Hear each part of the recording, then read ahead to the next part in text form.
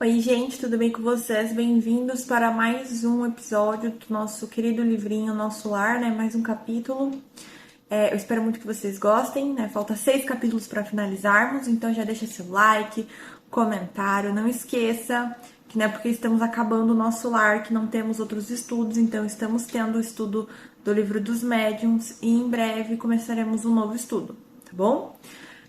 Galera, os últimos capítulos, né, tá na época da Segunda Guerra Mundial, então não tá só um caos aqui na Terra, e sim, tá, né, esse caos aqui na Terra, ele chega lá no plano espiritual, então tá todo mundo preocupado, todo mundo indo atrás do trabalho, inclusive o governador teve até que dar uma palestra, né, dar um recado para que as pessoas não, para os espíritos que estão lá não se deixarem levar pelas preocupações, pelos medos. E hoje entraremos no capítulo 44, chamado As Trevas, tá bom? Vamos lá então. Enriquecido às alegrias da reunião, Lísias deu-me a conhecer novos valores da sua cultura e sensibilidade. Dedilhando com maestria as cordas da cítara, fez-nos lembrar velhas canções e melodias da terra. Dia verdadeiramente maravilhoso. Sucediam-se júbilos espirituais, como se estivéssemos em pleno paraíso. Quando me vi a sós com o bondoso enfermeiro do auxílio, procurei transmitir-lhes sublimes impressões. Não tenha dúvida, disse sorrindo. Quando nós reunimos aqueles a quem amamos, ocorre algo de confortador e construtivo em nosso íntimo. É o alimento do amor, André. Quando numerosas almas se congregam no círculo de tal ou qual atividades, seus pensamentos se entrelaçam formando núcleos de força viva, pelos quais cada um recebe seu quinhão de alegria ou sofrimento, da vibração geral. É por essa razão que no planeta o problema do ambiente é sempre o fator ponderável no caminho de cada homem. Cada criatura viverá aquilo que cultiva. Quem oferece diariamente a tristeza, nela se movimentará. Quem enaltece a enfermidade, sofrer-lhe-á o dano. Observando minha estranheza, concluiu: não há nisto mistério, é a lei da vida, tanto nos esforços do bem como nos movimentos do mal. Das reuniões de fraternidade, de esperança, de amor e de alegria, sairemos com a fraternidade, amor, esperança e a alegria de todos. Porém, de toda assembleia de tendências inferiores, em que predominam o egoísmo, a vaidade ou o crime, sairemos envenenados com as vibrações destrutivas desses sentimentos. Bom, gente, então é uma coisa que ele tá falando que é muito verdade, né? Nós colhemos o que plantamos, e isso não é só em atitudes, então em palavras, pensamentos também. Uma pessoa, galera, fica 5 minutos do lado de uma pessoa pessimista. Você começa a se sentir horrível, você começa a se sentir muito mal, né? Isso é nítido. Vocês não acreditam? Façam o teste que vocês vão ver. E se você tá num grupo, tá conversando com 2, 3 pessoas sobre coisas que, né, enriquecem a alma, coisas que fazem bem, né? Às vezes nem é espiritual, mas às vezes é uma coisa, né, que é legal de conversar, uma coisa que não fala mal das pessoas, né? Uma coisa boa. Você se sente bem. Agora, se você está num ciclo de pessoas que vocês ficam falando mal um dos outros, né? Falando mal dos outros, reclamando, tendo assuntos de egoísmo, de vaidade, né? Coisas que não agregam nada, você vai ver como você vai se sentir mal. Você não vai se sentir bem, né? Às vezes você não percebe porque isso está tão enraizado na cultura do ser humano, né? Mas comece a reparar que você vai se sentir mal. Tem razão, exclamei comovido. Vejo nisso igualmente os princípios que regem a vida nos lares humanos. Quando há compreensão recíproca, vivemos na antecâmara da ventura celeste. E se permanecemos em desentendimento e maldade, temos o inferno vivo. Lísias teve uma expressão de bom humor, confirmando a sorrir. Foi então que me lembrei de interpretá-lo sobre uma coisa que de algumas horas me torturava a mente. Referia-se ao governador, quando nos dirigiu a palavra aos círculos da terra, do umbral e das trevas. Mas, francamente, não tinha eu, até então, qualquer notícia desse último plano. Não seria a região trevosa o próprio umbral, onde vivera por minha vez em sombras densas durante anos consecutivos? Não via nas câmaras numerosos desequilibrados e doentes de toda espécie procedentes das zonas umbralinas? Recordando que Lísias me dera esclarecimentos tão valiosos da minha própria situação, no início da minha experiência em nosso lar, confiei-lhe minhas dúvidas íntimas, expondo-lhe a perplexidade em que me encontrava. Ele esboçou uma fisionomia bastante significativa e falou: chamamos trevas as regiões mais inferiores que conhecemos. Considere as criaturas como itinerantes da vida. Alguns poucos seguem resolutos, visando o objetivo essencial da sua jornada. São os espíritos nobilíssimos, que descobriram a essência divina em si mesmos, marchando para o alvo sublime sem vacilações. A maioria, no entanto, estaciona. Temos então a multidão de almas que demoram séculos e séculos recapitulando experiências. Os primeiros seguem por linhas retas, os segundos caminham descrevendo grandes curvas nessa movimentação, repetindo marchas e refazendo velhos esforços. Ficam à mercê de inúmeras vicissitudes. Assim é que muitos costumam perder-se em plena floresta da vida, perturbados no labirinto que tracejam para os próprios pés. Classificam-se aí os milhões de seres que perambulam no umbral, outros preferindo caminhar às escuras pela preocupação egoística que os absorve. Costumam cair em precipícios estacionados no fundo do abismo por tempo indeterminado. Compreendeu? As elucidações não poderiam ser mais claras. Sensibilizado, porém, com a extensão e complexidade do assunto, ponderei. Entretanto, o que me diz dessas quedas? Verificam-se apenas na Terra? Somente os encarnados suscetíveis de precipitação no despenhadeiro? Vamos lá, galera. O André Luiz está com algumas dúvidas em relação aos espíritos, a região, no caso do umbral, como funciona toda essa questão de cair, de falhar, de continuar, né? E ele estava até um pouco receoso, porque ele tinha passado muitos anos, né? Ele passou um bom tempo, no começo do livro a gente vê isso, né? Passou 8 anos no umbral, então assim, ele estava um pouquinho receoso de perguntar, mas ele perguntou porque ele confiava muito no Ulisses. Ulisses foi um dos primeiros espíritos que ele conheceu quando ele chegou em nosso lar, né? Que é o enfermeiro que cuidou dele. Então ele perguntou. Aí Ulisses responde, né, para ele: chamamos trevas as regiões mais inferiores que conhecemos. Considere as criaturas como os itinerantes da vida. Alguns poucos seguem resolutos, visando o objetivo essencial da jornada. Ou seja, tem uma classe de espíritos, né, que seguem a tua jornada certinho, assim, eles não erram muito. E isso é muito real, tá, galera? Tem os espíritos que, assim, cometem poucos erros durante a sua jornada de evolução, né? Inclusive são os que evoluem bem rápido, né? Porque assim, eles cometem um erro ou outro, mas estão sempre ali seguindo o caminho, né? Inclusive ele fala aqui, ó, são os espíritos nobilíssimos, que descobriram a essência divina em si mesmo, marchando para o alvo sublime, sem vacilações. A maioria, no entanto, estaciona. Então a gente tem aí a outra categoria que ele fala, que é a categoria dos estagnados, né? Que é aquele que erra e aí ele fica lá naquele erro durante várias encarnações, né? Que ele não vai pra frente. Às vezes ele tem que se resolver com um espírito, né? Que daí o espírito vem e reencarna, às vezes até na família, mas ele não consegue se resolver. E aí vai deixando, vai e vindo em outras encarnações para ele ter que resolver. Até que ele possa resolver de uma vez por todas, né? Então, e ele até fala aqui, ó, os primeiros seguem por linhas retas, os segundos caminhos descrevendo grandes curvas. Nessa movimentação, repetindo marchas e refazendo velhos esforços, né? Assim é que muitos costumam perder-se em plena floresta da vida, perturbados no labirinto que tracejam para os próprios pés. Classificam aí os milhões de seres que perambulam no umbral. Então, essa segunda categoria, né, que são aí os estagnados, muitas das existências, depois que eles desencarnam, eles ficam no umbral, né? Justamente para dar-lhe uma purificada na alma, né? Dar de fato ali, né, uma limpada na alma, antes dele voltar para o plano espiritual e aí, né, reencarnar novamente, enfim, fazer o que tiver que fazer. E aí o André Luiz ainda tem uma dúvida, ele falou, mas o que você me diz dessas quedas, né? Essas questões de cair no erro, de estagnar, de cometer os mesmos erros que o espírito comete de muitas encarnações. Aí o Ulisses vai responder. Sua observação é oportuna. Em qualquer lugar, o espírito pode precipitar-se nas furnas do mal, salientando-se, porém, que nas esferas superiores as defesas são mais fortes, imprimindo-se, consequentemente, mais intensidade de culpa na falta cometida. Entretanto, objetei, A queda sempre me pareceu impossível nas regiões estranhas ao corpo terreno.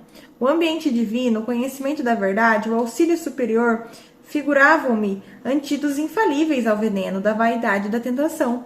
O companheiro sorriu e obtemperou. O problema da tentação é mais complexo. As paisagens do planeta terrestre são cheias de ambientes divino, conhecimento da verdade e auxílio superior. Não são poucos os que compartem ali de batalhas destruidoras entre as árvores acolhedoras e os campos primaverais. Muitos cometem homicídios ao luar, insensíveis a profundas sugestões das estrelas. Outros exploram os mais fracos, ouvindo elevadas revelações da verdade superior. Não faltam na Terra paisagens e expressões essencialmente divinas. Né? Então, o que acontece? Né? O André Luiz tinha perguntado sobre as quedas, né? Sobre esses espíritos que cometem essas falhas, essas quedas. O Ulisses pegou e perguntou: o espírito ele pode se precipitar nas furnas do mal, salientando, porém, que nas esferas superiores as defesas são mais fortes. Ou seja, o espírito ele sempre pode estar sujeito ao erro, né? Esses espíritos, principalmente falhos, eles sempre podem errar. Mas quando tá no plano espiritual é um pouco mais difícil, porque as defesas são mais fortes, imprimindo-se, consequentemente, mais intensidade de culpa na falta cometida. Então, lá no plano espiritual, o espírito ele se sente muito mais culpado do que aqui na Terra, entende? Porque lá tem uma coisa, as defesas de fato são mais fortes. E aí o André Luiz ficou assim de cara, porque ele falou: nossa, eu não consigo acreditar, né, que assim, tem algum espírito que vai querer fazer o mal aqui no plano espiritual, já que aqui a gente tem todas as respostas, né? Assim, a gente tem o auxílio, a gente tem uma energia maravilhosa, né? Aqui, durante o livro todo, o André Luiz, ele mostra o quanto a colônia nosso lar, que é uma só dentre muitas colônias, é maravilhosa e incrível. Então, assim, como assim, né, que tem ainda espíritos que cometem esse erro? Mas aí, ele fala ainda que na questão de tentação, né? O Ulisses fala, a tentação ela é mais complexa. Aqui na Terra também é cheia de coisas lindas. Inclusive ele fala que tem gente, às vezes, que olham para as estrelas, né, olham para o luar à noite e vão lá e cometem um homicídio. Então, assim, aqui na Terra também tem paisagens, né, tem aqui as coisas boas. Mas mesmo assim, não tira que o espírito ele pode errar ou não e cometer alguma coisa ruim, como um homicídio, como qualquer coisa, né, negativa, etc. As palavras do enfermeiro calavam-me fundo no espírito. De fato, em geral, os guerreiros estimam a destruição na primavera e no êxtio. Quando a natureza estende no solo e no firmamento as maravilhas de cor, perfume e luz, os latrocínios e homicídios são praticados, de preferência à noite, quando a lua e as estrelas enchem o planeta de poesia divina. Então, né, às vezes está numa época linda do ano, a primavera, igual ele está citando aqui, de noite, maravilhoso, o luar, as estrelas, e aí vai lá uma pessoa e mata, e faz coisas horríveis, né, como se não fosse nada. Então, de fato, né, o espírito está sempre sujeito ao erro e a ter essas quedas ruins. Né? A maioria dos verdugos da humanidade constituem-se de homens eminentemente cultos que desprezam a inspiração divina. Renovando minha concepção referente à queda espiritual, acrescentei: contudo, Ulisses, poderá você dar-me uma ideia da localização dessas zonas de trevas? Se o umbral está ligado à mente humana, onde ficará semelhante lugar de sofrimento e pavor? Há esferas de vida em toda parte, disse ele solícito. O vácuo sempre há de ser mera imagem literária. Em tudo há energias viventes, e cada espécie de seres funciona em determinada zona de vida. Depois de pequeno intervalo em que me pareceu meditar profundamente, continuou: naturalmente, como aconteceu a nós outros, você situou como região de existência. Além da morte do corpo, apenas os círculos a se iniciarem da superfície do globo para cima, esquecido do nível para baixo. A vida, contudo, palpita na profundeza dos mares e no âmago da terra. Além disso, há princípios de gravitação para o espírito, como se dá com os corpos materiais. A terra não é somente campo que podemos ferir ou menosprezar o nosso bel prazer. É organização viva, possuidora de certas leis que nos escravizarão ou libertarão, segundo nossas obras. É claro que a alma esmagada de culpas não poderá subir à tona do lago maravilhoso da vida. Resumindo, devo lembrar que as aves livres ascendem às alturas, as que corta. As que se embaraçam no cipoal sentem-se tolhidas no voo, e as que se prendem a peso considerável são meras escravas do desconhecido, percebe? Então, né, o André Luiz, muito curioso, como sempre, ele pergunta, né, você pode me dar uma ideia da localização das trevas, assim, onde fica o umbral? Né, porque se o umbral está ligado à mente humana, né, onde ficará esse lugar de sofrimento? Né? E aí o Lísias responde, e essa resposta é bem legal, tá, gente? Que ele fala aqui, ó, há esferas de vida em toda parte, ou seja, há esferas de vida em todo lugar, galera. Há sinal de vida em todo lugar. O vácuo sempre será mera imagem literária. Então, gente, não existe vácuo. Não existe um lugar vazio, sem nada. Sempre vai ter energia. Sempre vai ter alguma coisa lá. Em tudo há energias. Vivemos a cada espécie de seres. Funciona em determinada zona da natureza. Então, não existe vácuo. Vai ter sempre um lugar no espaço. Tudo vai ter sempre com algum tipo de energia, com algo. Tá? Além da morte do corpo, apenas os círculos a se iniciarem da superfície do globo para cima, esquecido do nível para baixo. Então, ele está falando aqui, né? Além disso, há princípios de gravitação para o espírito, como se dá com os corpos materiais. A Terra não é somente campo que podemos ferir ou menosprezar. É organização viva e possuidora. Então, tanto na Terra quanto fora da Terra, né, há lugares, há energia, há a questão também, inclusive, ele até que ele fala aqui, é organização viva, possuidora de certas leis que podem tanto nos escravizar quanto nos libertar, dependerá das nossas atitudes. Entendem como estar na Terra agora, o teu momento atual que você vive, é muito importante que você veja as atitudes que você está tomando, porque isso pode te escravizar ou te libertar no futuro, entende? Lísias, porém, não precisaria fazer-me essa pergunta. Avaliei de pronto o quadro imenso de lutas purificadoras a desenhar-se ante meus olhos espirituais nas zonas mais baixas da existência. Como alguém que precisa ponderar bastante para exprimir se o companheiro pensou e concluiu. Qual acontece a nós outros, que trazemos em nosso íntimo o superior e o inferior. Também o planeta traz em si expressões altas e baixas. Então, da mesma forma que nós, né, nós trazemos dentro de nós tanto pensamentos de elevação, ideias de elevação, né, de superioridade no sentido espiritual, né, de ter boas ações, boas atitudes, bons pensamentos, e também temos inferior, como coisas, pensamentos negativos, atitudes ruins. O mundo, o planeta, também traz expressões altas e baixas, com que corrige o culpado e dá passagem ao triunfador para a vida eterna. Então a Terra de fato é uma escola. A Terra está aqui justamente, estamos aqui na Terra para corrigir os nossos defeitos. Estamos aqui para depurar nossa alma, né? Para que cada vez mais nos aproximamos de espíritos evoluídos, né? Espíritos puros, que é o caminho. Todo espírito quer uma hora se tornar um espírito puro, um espírito evoluído, né? E como a gente faz isso? Passando por situações como, por exemplo, aqui na Terra, de reencarnar, de pagar nossos karmas, né? Etc. Bom, você sabe como o médico humano, que há elementos no cérebro do homem que lhe presidem o senso diretivo. Hoje, porém, reconhece que esses elementos não são propriamente físicos, e sim espirituais na essência. Quem estime viver exclusivamente nas sombras, embotará o sentido divino da direção. Não será demais, portanto, que precipite nas trevas, porque o abismo atrai o abismo, e cada um de nós chegará ao local para onde esteja dirigindo os próprios passos. Então, o homem que caça o abismo, o homem que cava o próprio abismo, mediante suas atitudes, seus pensamentos e seus sentimentos, tudo, ele vai encontrar esse abismo. Da mesma maneira que a pessoa que busca sempre a melhoria, que mesmo diante das dificuldades, luta, batalha, se esforça, ela vai encontrar a elevação, ela vai encontrar a luz. Então, né, esse capítulo, gente, ele é muito importante, porque ele fala diretamente conosco agora, porque é tudo no agora.